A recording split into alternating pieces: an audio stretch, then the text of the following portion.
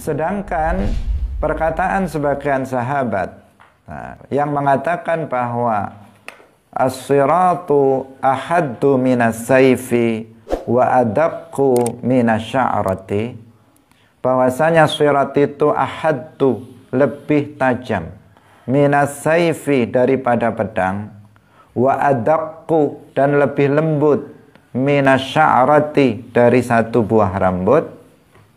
Maka ini hanyalah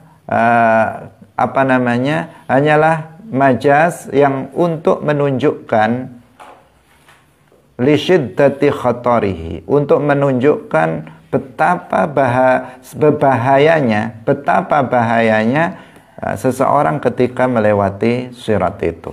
Karena itu bukan ukuran keberhasilan seseorang untuk melewati, menyeberangi sirat ini bukan kekuatan kakinya, tetapi yang menentukan adalah amalnya. Salatullah, salamullah, alal hadi, rasulillah.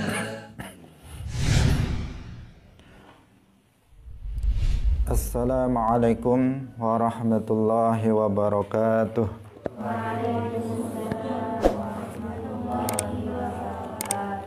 Alhamdulillahi rabbil alamin, lahu ni'matu wa lahul fadlu wa lahu thana'ul hasan, wassalawatullahil barrir rahim wal malaikatil muqarrabin ala sayyidina wa maulana Muhammadin wa ala alihi wa ashabihi tayyibin tahirin. Allahumma la sahla illa ma ja'altahu sahla wa anta taj'alul hazna idha syi'ta sahla.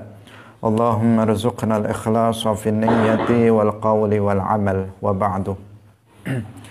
Wasif jami'ar rusli bil amanah wasidqi wat tablighi wal fatanah wa yastakhilu didduha alaihim wa jaizun kal akli fi haqqihim irsaluhum tafaddulun wa rahmah lil alamina jalla mulin ni'mah wa yalzamul imanu bil hisabi wal hashri wal iqabi wa thawabi wan nashri was sirati wal mizani wal hawdi wan nirani wal jinani wal jinni wal amlaki thumma al anbiya wal khuri wal wildani thumma al awliya wa kullu ma jaa min al bashiri min kulli hukmin sara kadaruri wa yantawi fi kilmatil islami ma qad madha min sairil ahkami fa'akthiran min dhikriha bil adabi tarqa bihadha dhikri ala rutabi wa ghalli bil khawfa ala rajai wa sir li maulaka bila tanai. Hadirin hadirat kaum muslimin muslimat, pemirsa Madu TV rahimakumullah. Alhamdulillah, puji syukur kita sampaikan kepada Allah Subhanahu wa ta'ala. Di pagi hari ini Allah Subhanahu wa ta'ala masih senantiasa melimpahkan nikmat-nikmatnya kepada kita semuanya. Nikmat yang sangat besar, nikmat yang sangat banyak, terutama nikmat taufik. Karena dengan taufik Allah Subhanahu wa ta'ala kita berada dalam majelis ilmi, dalam majelis ilmuddin, dalam pengajian kitab Al-Kharidatul Bahiyah.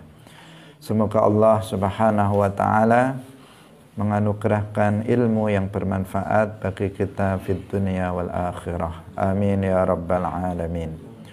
Salawat dan salam semoga tetap tercurahkan, terlimpahkan kepada Nabi Agung Nabi Muhammad sallallahu alaihi wasallam, para sahabatnya, keluarganya, serta seluruh umat Islam yang mengikuti beliau ila yaumil qiyamah. Hadirin hadirat rahimakumullah, mari kita ikhlaskan niat kita lillahi ta'ala. Kita hadir dalam majelis ilmu ini semata-mata untuk mendapatkan ridha Allah subhanahu wa ta'ala, untuk thalabul ilmi, menghilangkan kebodohan karena Allah subhanahu wa ta'ala. Kita lanjutkan pengajian kita masih tentang kiamat.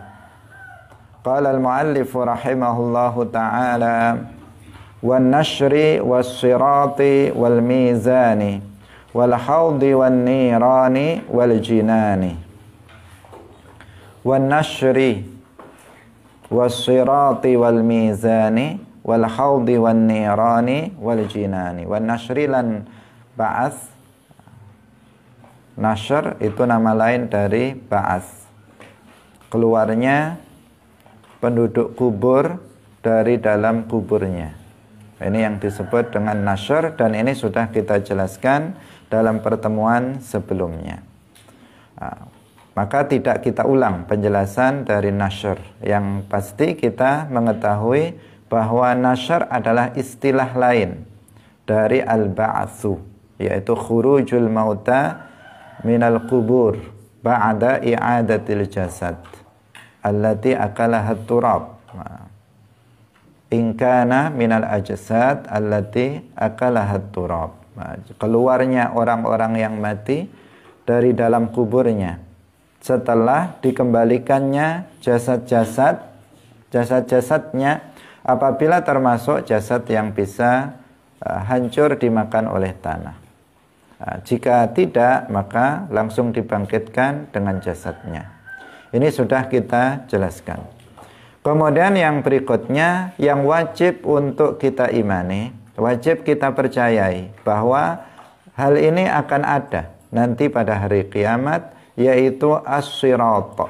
As-sirat yaitu jisrun. As-sirat adalah jisrun. Apa jisrun itu? Jembatan. Bahasa Arab, sebuah jembatan. Yumaddu ala dhahri jahannam, yang dibentangkan di atas neraka jahannam. Berarti jembatan ini berada di atas neraka jahannam. Sebuah jembatan yang dibentangkan di atas neraka jahannam. Kalau kita melihat jembatan di dunia ini dibentangkan di atas sungai atau dibentangkan di atas lautan atau jurang, kita di akhirat atau di nanti pada hari kiamat, jembatan ini dibentangkan di atas neraka jahannam. Ahadu tarafaihi fil ardil mubaddalah. Salah satu dari dua ujungnya itu berada di al-ardul mubaddalah.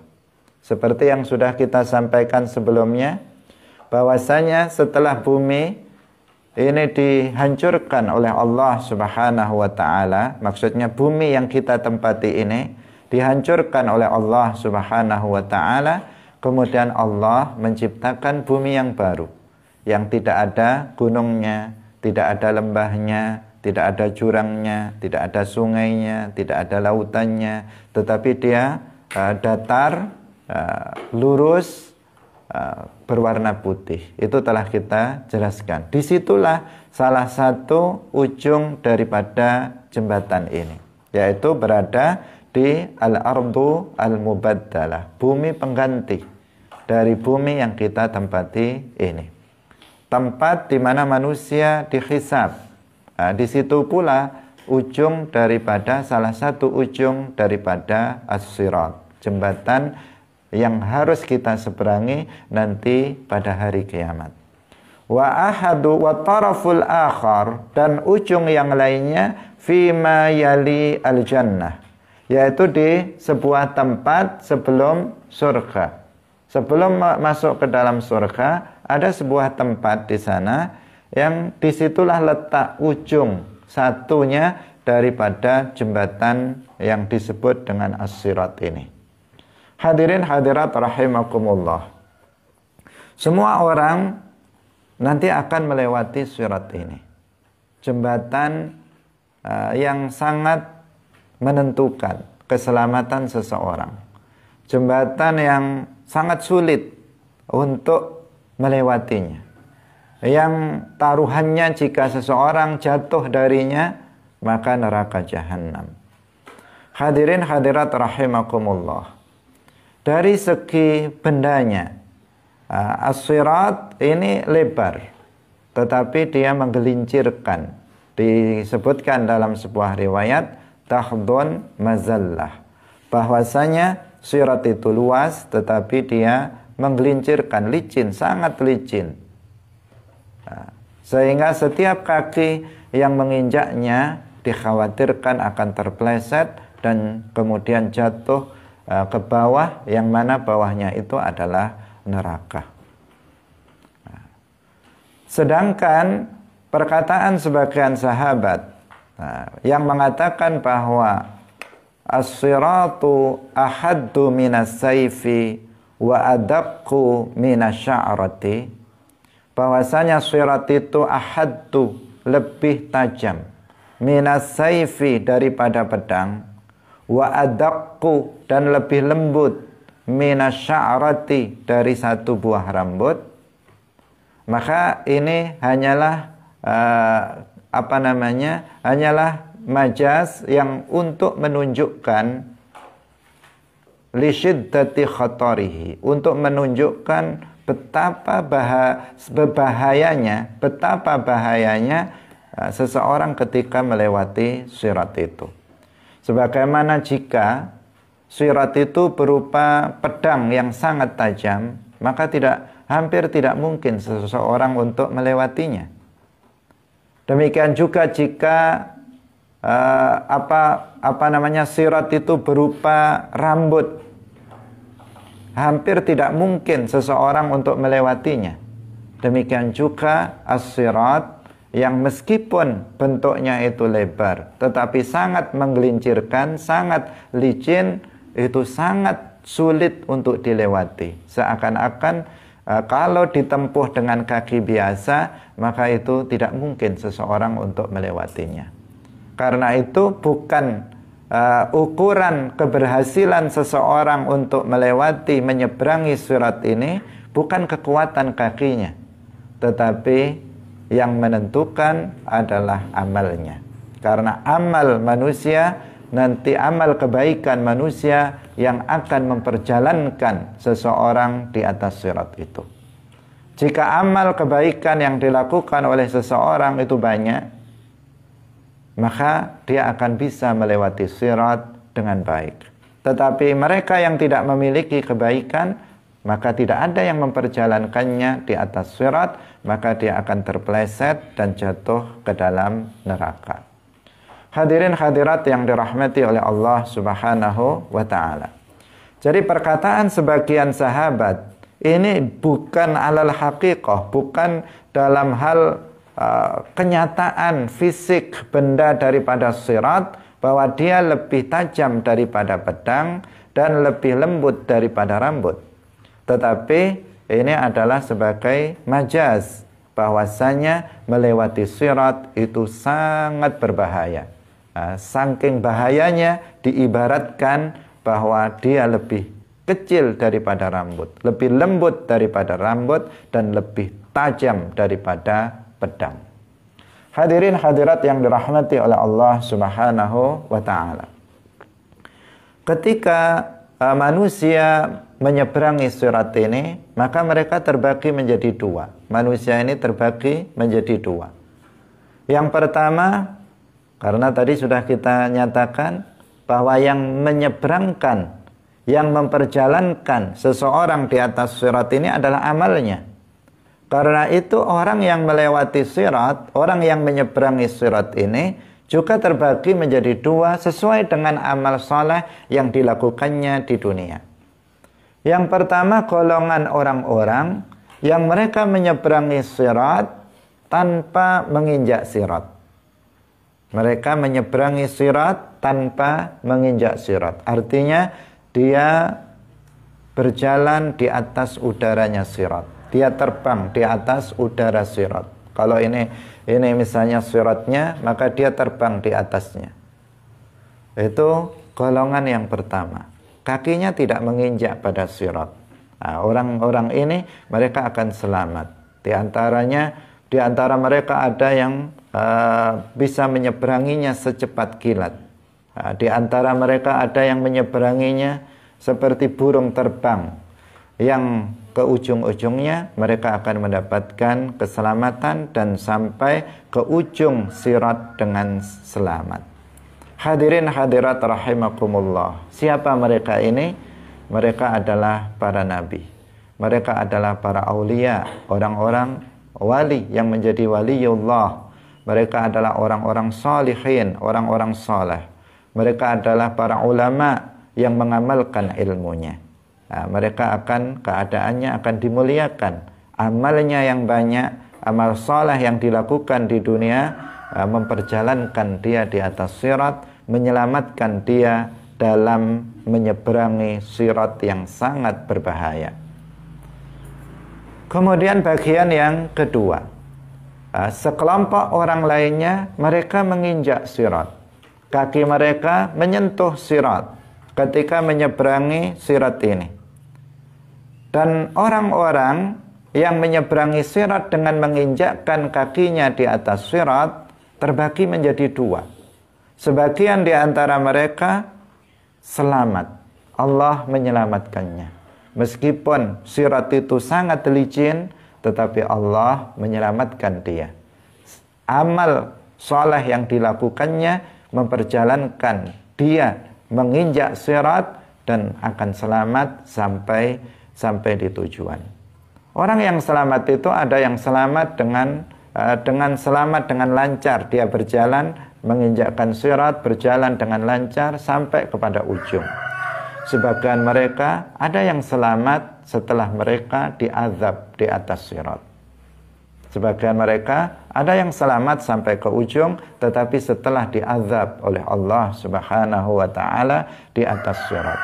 Mereka berkesusahan, mereka tersiksa dengan kondisi di sirat.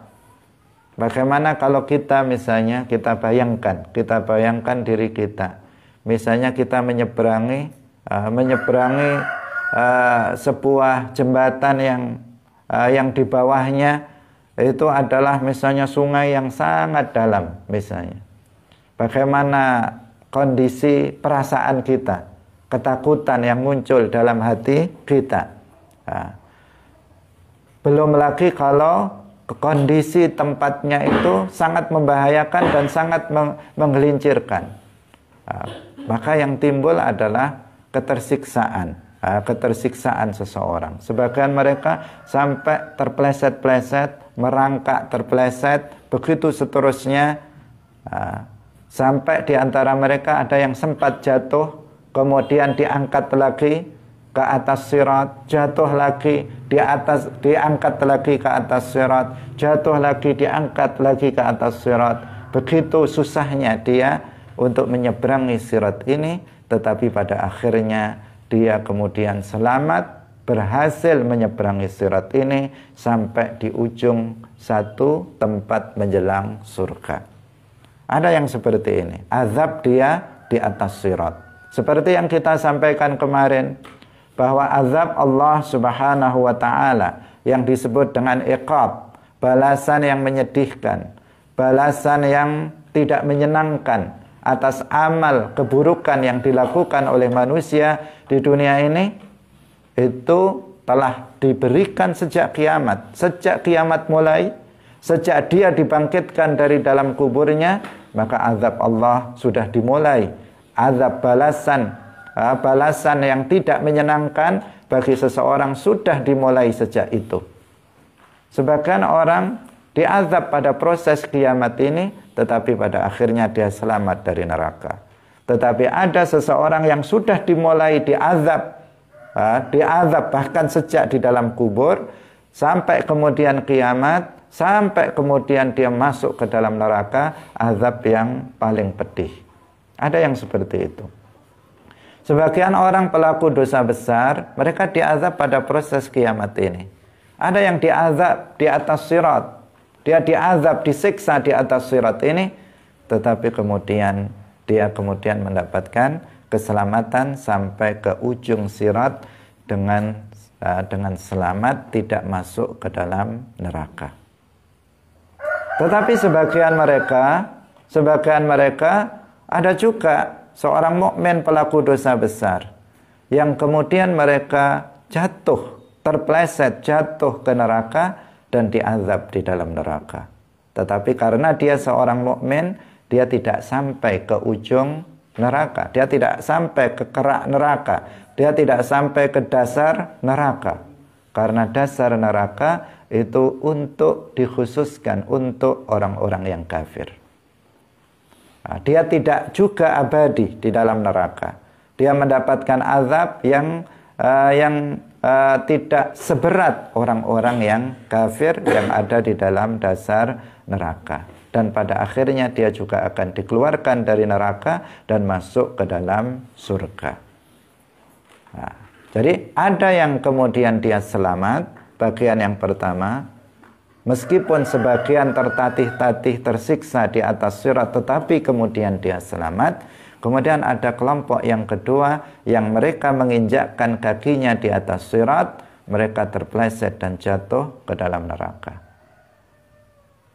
Adapun orang kafir, maka mereka seluruhnya mereka terpleset dan jatuh ke dalam neraka, dan mereka jatuh ke neraka yang paling dasar, yaitu Qa'ru Jahannam, dasar neraka Jahannam yang hanya dihuni oleh mereka saja. Yang untuk jatuh dari atas sampai ke bawah itu memakan waktu 70 tahun.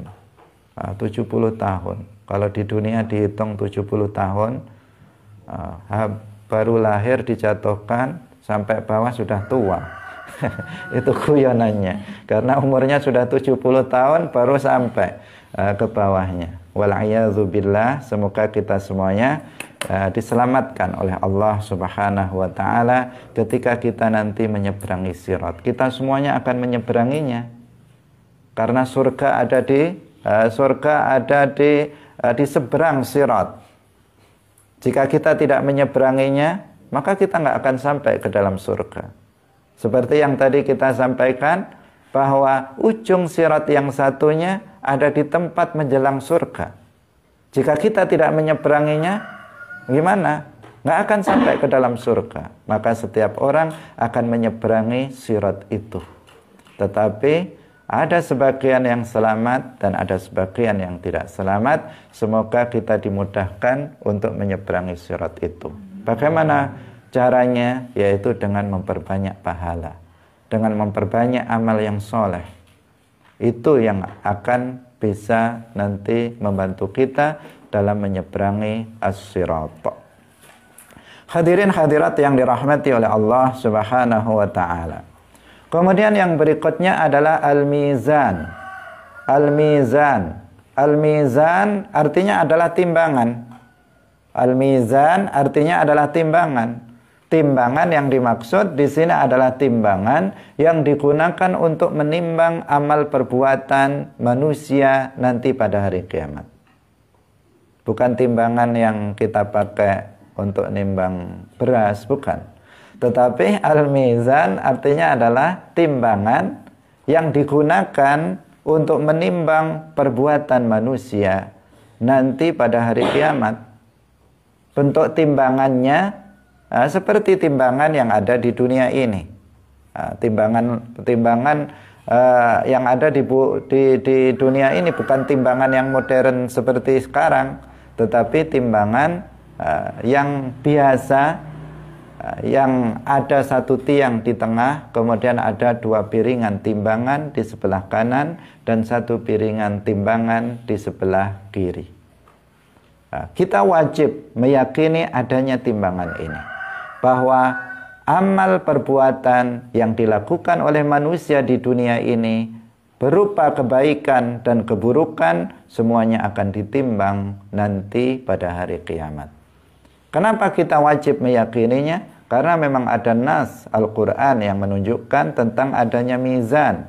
Ada hadis yang menunjukkan tentang adanya mizan.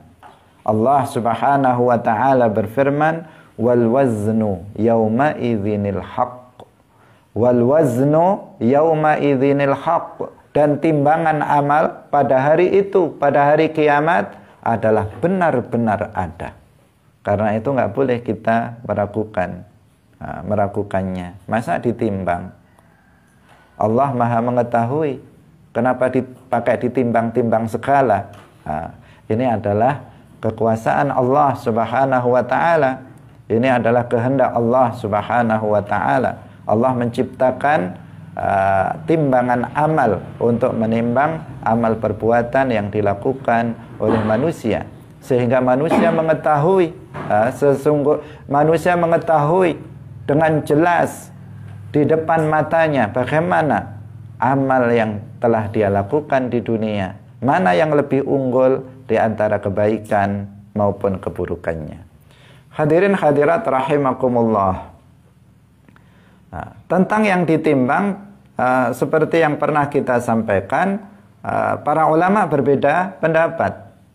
Sebagian mengatakan bahwa yang ditimbang itu adalah buku catatan amal. Yang ditimbang adalah buku catatan amal, karena perbuatan itu nggak bisa ditimbang. Sholat itu gimana nimbangnya? Nggak bisa. Yang bisa badannya itu yang ditimbang. Kalau seseorang misalnya nggak bisa, harus berupa benda yang ditimbang itu. Sholat, puasa, baca Al-Quran nggak bisa ditimbang. Yang bisa ditimbang adalah benda. Maka sebagian ulama mengatakan bahwa yang ditimbang nanti adalah buku catatan amalnya. Ada buku catatan amal kebaikan, ada buku catatan amal keburukan. Itulah yang nanti akan ditimbang pada hari kiamat, menurut sebagian ulama. Sedangkan sebagian ulama yang lainnya, mereka mengatakan bahwa nanti amal kebaikan seseorang akan dirupakan, dirubah wujud, dirubah bentuk menjadi sebuah benda. Demikian juga amal perbuatan buruk seseorang nanti pada hari kiamat akan dirubah bentuk menjadi sebuah benda. Kebaikan itu diwujudkan menjadi benda, keburukan diwujudkan dalam sebuah benda, kemudian benda itulah yang nanti akan ditimbang dalam mizan menurut sebagian ulama. Dan itu Allah Maha Kuasa untuk merubah wujud sesuatu yang bukan benda menjadi benda. Sesuatu yang mudah bagi Allah Subhanahu wa ta'ala. Menurut sebagian ulama seperti itu. Ketika amal perbuatan manusia itu nanti ditimbang, maka nanti akan akan terbagi menjadi beberapa tingkatan. Orang kafir yang pertama, orang kafir mereka tidak memiliki kebaikan sama sekali. Maka berarti piringan timbangan yang satu yang diperuntukkan untuk tempat amal kebaikan kosong. Sedangkan piringan timbangan yang satu yang digunakan untuk tempat amal keburukan penuh. Maka apa yang terjadi? Dia tidak berimbang. Maka dia akan anjret kepada bagian yang amal keburukannya. Akan jauh lebih berat, bahkan tanpa penyeimbang sama sekali. Maka orang-orang kafir ini mereka akan masuk ke dalam neraka. Kemudian bagian yang kedua adalah orang-orang mukmin. Orang-orang mukmin semuanya memiliki kebaikan. Meskipun sedikit, seorang mukmin pasti memiliki kebaikan. Karena seorang mukmin minimal dalam hatinya meyakini la ilaha illallah. Dan itu adalah kebaikan yang sangat baik. Kebaikan yang paling baik adalah la ilaha illallah Muhammadur Rasulullah. Seorang mukmin minimal ada itu di dalam hatinya, maka seorang mukmin pasti memiliki kebaikan. Maka ketika amal mereka ditimbang, maka seorang mukmin ada amal kebaikan yang diletakkan pada timbangan pada piringan timbangan yang satu, dan ada amal keburukan yang diletakkan pada piringan timbangan yang lainnya. Tentu ini selain para nabi, karena kalau para nabi amal perbuatannya nggak ada dosanya, nggak ada dosanya. Para nabi semuanya maksum, mereka dijaga oleh Allah Subhanahu wa Ta'ala dari melakukan kekufuran. Mereka nggak ada yang pernah melakukan kekufuran, baik sebelum diangkat menjadi nabi maupun setelah mereka diangkat menjadi nabi. Nggak pernah yang pernah kufur atau syirik atau menyembah selain Allah, seperti yang sudah kita jelaskan sebelumnya. Kemudian mereka juga maksum dari melakukan dosa-dosa besar. Nggak ada yang pernah berzina, nggak ada yang pernah membunuh seorang muslim tanpa hak. Tidak ada seorang nabi pun yang pernah berjudi, mabuk, dan sebagainya. Tidak ada seorang nabi yang makan riba, dan seterusnya. Tidak ada seorang nabi yang menyakiti orang lain tanpa hak, dan seterusnya. Hadirin hadirat rahimakumullah. Seorang nabi juga nggak ada yang melakukan dosa kecil yang mengandung unsur kehinaan jiwa pelakunya. Meskipun mereka itu mungkin melakukan dosa kecil yang tidak mengandung unsur kehinaan jiwa pelakunya, tetapi mereka langsung bertaubat dan Allah mengampuni dosa-dosa mereka. Sehingga para nabi ketika ditimbang amalnya, maka piringan timbangan yang satu yang berisi yang akan diisikan untuk keburukan itu kosong, nggak ada keburukannya sama sekali. Sedangkan mereka para nabi, selain para nabi, maka mereka ada kebaikan dan ada keburukannya. Bagi mereka yang kebaikannya itu lebih unggul dari keburukannya, ketika ditimbang kebaikannya melebihi, mengungguli keburukannya, maka dia langsung masuk ke dalam surga. Dosa-dosa yang ada pada dirinya diampuni oleh Allah Subhanahu wa Ta'ala. Meskipun ada dosa, tetapi kalau kebaikannya lebih banyak daripada keburukannya, maka langsung dia diampuni oleh Allah Subhanahu wa Ta'ala dosa-dosa yang ada, dan dia langsung masuk ke dalam surga. Seperti orang-orang yang bertakwa, orang-orang soleh, para aulia. Para aulia mungkin saja mereka punya dosa. Seorang wali tidak maksum. Seorang wali, mereka tidak maksum. Mereka tidak maksum dari kesalahan. Seorang ulama, mereka tidak maksum. Mereka bisa salah. Seorang wali bisa melakukan kesalahan, bisa melakukan dosa. Seorang mursyid, mereka bisa melakukan dosa. Seorang soleh, seorang taqi, mereka bisa melakukan dosa. Mungkin saja mereka melakukan dosa. Mereka tidak maksum. Hanya saja kebaikan yang mereka lakukan lebih banyak dari keburukan yang mereka lakukan. Dan mereka, orang-orang yang bertakwa, mereka tidak mati kecuali mereka telah bertaubat dari dosa-dosanya. Hadirin hadirat yang dirahmati oleh Allah Subhanahu wa Ta'ala, maka mereka orang-orang yang bertakwa ini, yang kebaikannya ketika ditimbang itu lebih unggul dari keburukan-keburukan yang dilakukannya, mereka akan masuk surga tanpa azab.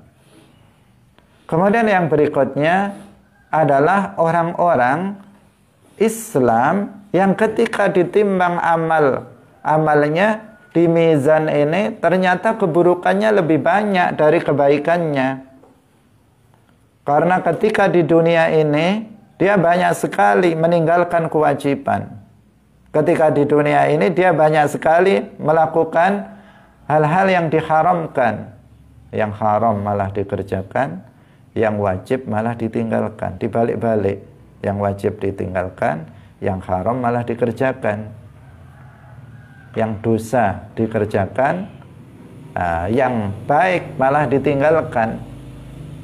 Sampai mati belum bertaubat. Sampai mati dia belum bertaubat. Maka apa yang akan terjadi nanti di akhirat ketika amalnya ditimbang, maka keburukannya akan lebih banyak daripada kebaikannya. Tapi dia masih punya kebaikan karena dia seorang muslim. Hanya dia sebagai muslim itu sudah merupakan kebaikan yang sangat besar. Maka di sini akan ditimbang. Timbangan amal keburukannya lebih berat daripada amal kebaikannya. Maka bagaimana nasib orang seperti ini? Tahta masyiatillah. Menurut ahli sunnah wal jamaah, orang yang keburukannya lebih banyak daripada kebaikannya, ketika amalnya ditimbang, ini tahta masyiatillah, di bawah kehendak Allah. Apa artinya? Artinya jika Allah menghendaki untuk mengampuni dosa-dosanya, meskipun sangat banyak, tetapi Allah menghendaki untuk mengampuni dosa-dosanya, maka dia akan diampuni dan langsung masuk ke dalam surga, meskipun dosanya sangat banyak. Karena seseorang masuk surga itu dengan rahmat Allah subhanahu wa ta'ala. Sebanyak apapun dosanya, jika Allah berkehendak untuk mengampuninya, maka dia akan masuk ke dalam surga. Tetapi jika Allah subhanahu wa ta'ala tidak berkehendak untuk mengampuni dosa-dosanya, maka dia akan masuk ke dalam neraka. Dia akan diazab di dalam neraka untuk sementara waktu. Kemudian karena dia seorang muslim, maka dia akan dikeluarkan dari neraka dan masuk ke dalam surga karena ada keimanan di dalam hatinya. Hadirin hadirat yang dirahmati oleh Allah subhanahu wa ta'ala. Ada bagian orang terakhir dari kalangan orang mukmin ini yang kebaikan dan keburukannya itu sama. Ketika ditimbang, tidak ada yang lebih unggul satu dengan yang lainnya. Tidak ada yang lebih berat satu dengan yang lainnya. Sama. Sama. Dia tidak bergerak ke kanan, dia tidak bergerak ke kiri. Timbangannya itu dia berimbang antara kebaikan dan keburukannya. Draw. Satu-satu atau dua-dua. Ini bagaimana ini? Kebaikannya dengan keburukannya itu sama persis. Mereka ini disebut sebagai ashabul a'raf. Mereka disebut ashabul a'raf. A'raf adalah pagar surga. A'raf adalah pagar surga. Ashabul a'raf, mereka adalah orang-orang yang ketika amal perbuatannya ditimbang, tidak ada yang lebih unggul antara perbuatan baiknya dan perbuatan buruknya. Berimbang. Nah, bagaimana nasib orang seperti ini? Mereka tidak akan masuk ke dalam neraka, tetapi mereka akan menunggu di pagar surga yang disebut dengan a'raf. Nah, mereka akan menunggu di pagar surga sampai penduduk surga masuk ke dalam surga. Setelah itu mereka pun kemudian masuk ke dalam surga. Nah, mereka tidak akan diazab. Orang yang sama kebaikan dan keburukannya tidak akan diazab di dalam neraka. Nah, tetapi mereka akan masuk surga dengan tanpa azab, hanya saja mereka masuknya ke dalam surga itu belakangan, tidak bersama orang-orang yang pertama kali masuk ke dalam surga. Tidak seperti orang-orang soleh, tidak seperti orang-orang para ulama yang mengamalkan ilmunya, tidak seperti para sholihin. Mereka masuk surga juga, tetapi tidak seperti mereka dalam hal bahwa mereka harus menunggu di pagar surga terlebih dahulu. Hadirin hadirat rahimakumullah. Tetapi kita telah sampaikan dan kita peringatkan dalam hal ini jangan sampai kemudian disalahpahami. Kita menilai ashabul a'raf itu bukan menurut berdasarkan penilaian kita. Jangan sampai salah paham. Teman saya ini ashabul a'raf katanya. Kenapa? Karena kanan kiri jalan. Sholat jalan, maksiat jalan. Perbuatan baik dilakukan, perbuatan maksiat tidak pernah berhenti. Teman saya ini ashabul a'raf katanya. Itu apa? Nggak betul. Nggak betul. Kenapa? Penilaiannya bukan begitu. Yang disebut ashabul a'raf adalah ketika nanti di hari kiamat amalnya itu ditimbang, maka dia berimbang. Ketika ditimbang pada mizan, bukan ketika kita timbang sendiri atau ditimbang oleh orang lain di dunia ini. Tidak. Karena apa? Amal kebaikan, amal yang zahirnya berupa kebaikan belum tentu itu kebaikan. Sementara amal keburukan sudah pasti itu keburukan. Kalau kita misalnya punya buku harian, buku catatan amal. Kamu buat buku catatan amal. Nggak masalah kamu buat buku catatan amal. Buat yang tebal bukunya. Buku catatan amal. Setiap malam dicatat. Setiap malam. Saya dari mulai bangun tidur sampai tidur lagi, apa saja kebaikan yang saya lakukan. Dan apa saja keburukan yang saya lakukan. Jika ternyata ada keburukan ini, kemaksiatan ini, segera bertaubat sebelum tidur. Karena bisa-bisa nanti nggak bangun lagi. Tidur akan keterusan, nggak akan bangun lagi. Maka jika kamu dalam catatan itu ternyata ada kemaksiatan-kemaksiatan, segera ditaubat. Taubat sebelum tidur. Jika kemudian ada kebaikan-kebaikan itu, masih harus dikoreksi lagi. Saya melakukannya tadi ikhlas apa enggak ya?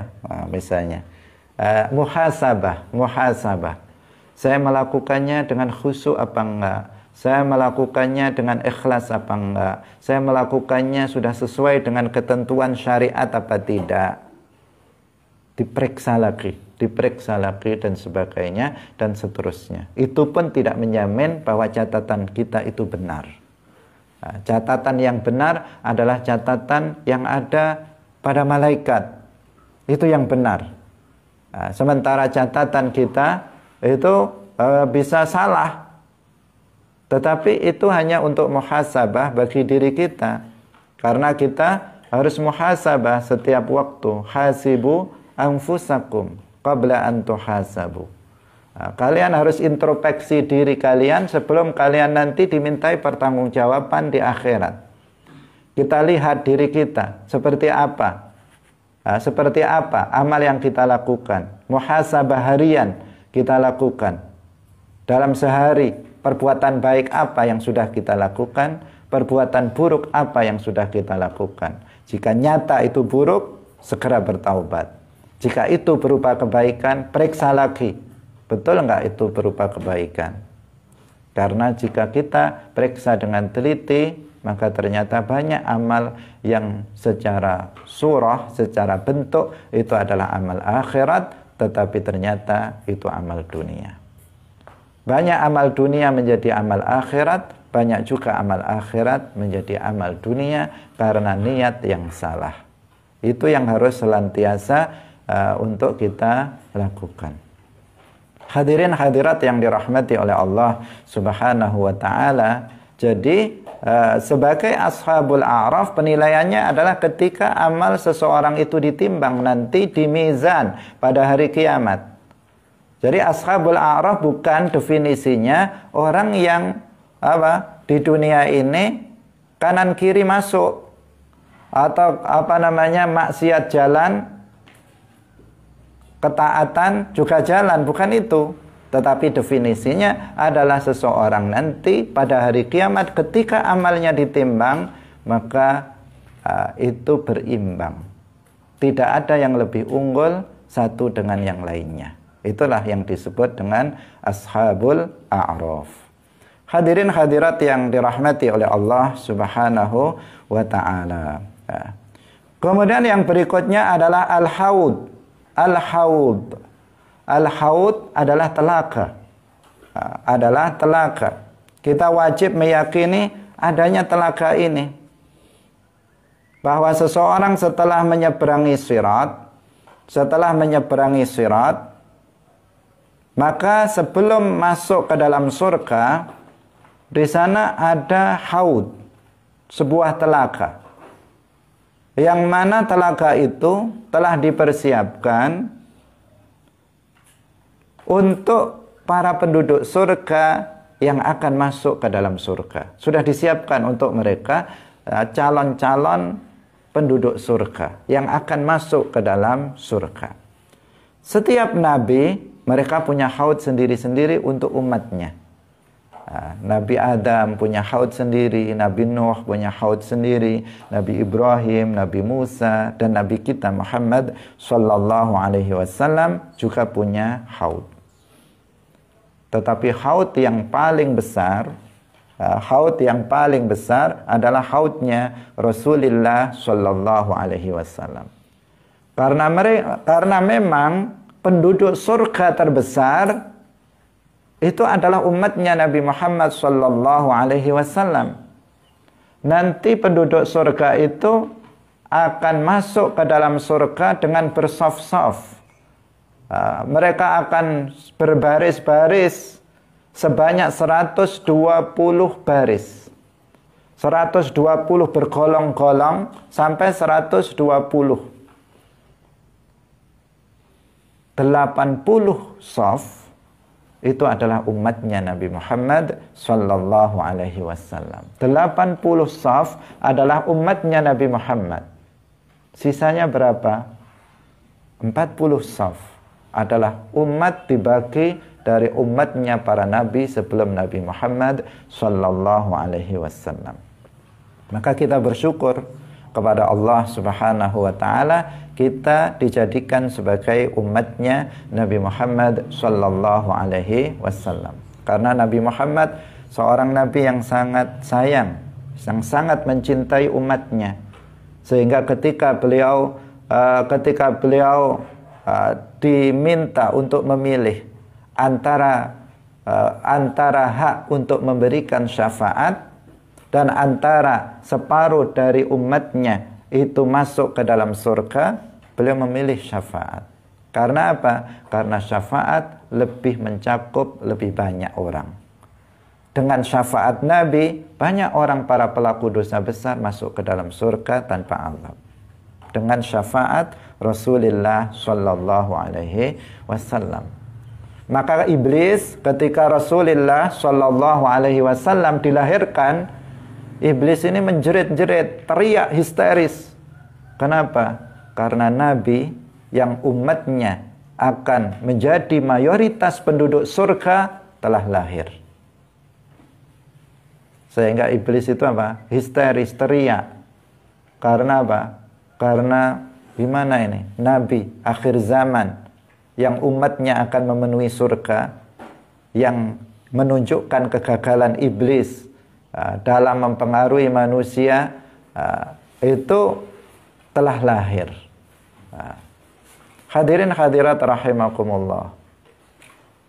Penduduk surga nanti terbanyak adalah dari umatnya Nabi Muhammad. Sehingga haud Nabi Muhammad yang telah disediakan untuk para penduduk surga sebelum masuk ke dalam surga itu paling luas. Di dalam hadis yang diriwayatkan oleh Al-Imam Al-Bukhari disebutkan, beliau bersabda, haudi masiratus syahr. Haudku atau telagaku itu adalah perjalanan 1 bulan.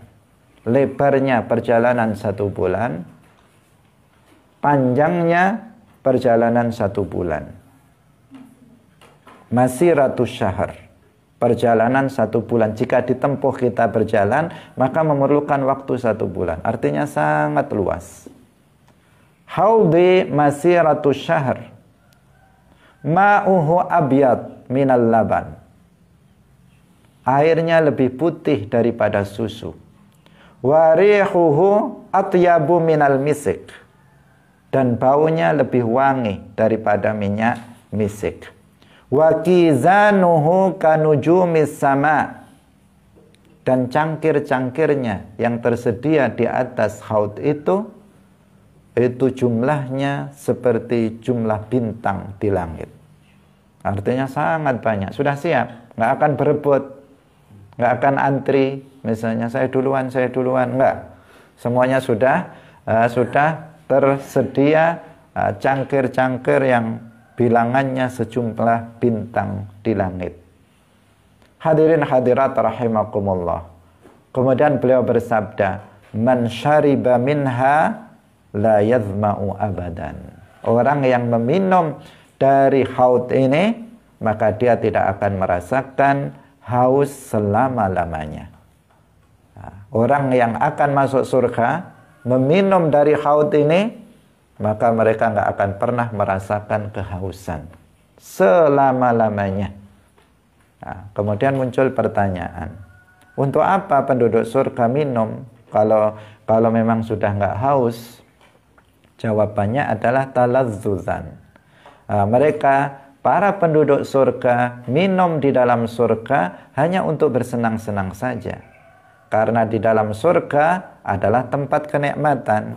Maka mereka makan, mereka minum, bukan karena lapar, bukan karena haus, tetapi hanya untuk bersenang-senang saja. Bernikmat-nikmat saja mereka minum di dalam surga. Kenapa? Karena ketika mereka telah minum dari haud, mereka nggak merasakan haus sama sekali selama-lamanya. Sebagaimana di dunia ini, tidak selalu ketika kita minum itu karena haus. Terkadang nggak haus, musim hujan lagi, nggak haus sama sekali. Tapi lihat es degan kok enak kayaknya. Atau misalnya es buah kok segar, kemudian kita beli, kita minum, bukan karena haus tapi untuk bersenang-senang saja, bernikmat-nikmat saja. Nah, orang penduduk surga, mereka minum di dalam surga itu hanya untuk bersenang-senang, bernikmat-nikmat, bukan karena haus. Karena nggak akan ada haus. Rasulullah Shallallahu Alaihi Wasallam mengatakan, man syariba minha fala yazma'u abada. Barang siapa yang sudah meminum air dari haud ini, maka dia tidak akan pernah haus selama-lamanya. Karena memang air yang ada di haud ini adalah air surga. Meskipun haud ini tidak berada di dalam surga, tetapi di tempat sebelum masuk ke dalam surga, tetapi haud ini airnya dialirkan dari dalam surga. Airnya mengalir dari dalam surga masuk di dalam haud ini. Sehingga orang yang meminumnya tidak akan merasakan kehausan selama-lamanya. Hadirin hadirat rahimakumullah. Semoga kita semuanya bisa mendapatkan, bisa meminum air dari haud ini, dan kemudian kita bisa masuk ke dalam surganya Allah Subhanahu wa ta'ala. InsyaAllah akan kita lanjutkan penjelasan tentang bagaimana surga dan neraka, bagaimana keindahan, kenikmatan yang ada di dalam surga, dan bagaimana bahaya azab neraka. InsyaAllah akan kita bahas dalam pertemuan berikutnya. Barakallahu fikum, wallahul muwaffiq ila aqwamit thariq. Wassalamualaikum warahmatullahi wabarakatuh. Salatullah, salamullah ala al-hadi Rasulillah.